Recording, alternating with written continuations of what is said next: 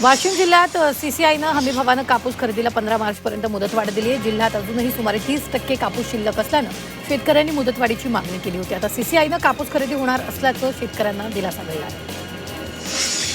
मागील काही दिवसांपासून कांद्याचे बाजारभाव गडगडल्यानं कांदा उत्पादक शेतकरी मोठ्या संकटात सापडलाय. सध्या कांद्याला प्रति किलो 8 ते 10 रुपयांपर्यंतचा भाव मिळतोय. यात उत्पादन खर्च देखील निघत नसल्यानं शेतकरी हवालदिल झालाय.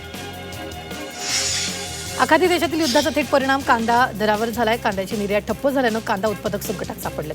कांद्याच्या दरात मोठी घसरण पाहायला मिळते. शेतकऱ्यांना प्रति क्विंटल 3,000 रुपयांची अपेक्षा असताना कांदा केवळ 350 ते 1,000 रुपये प्रति क्विंटल दरानं विकला जातो. शेतकऱ्यांना याचा मोठा फटका बसला.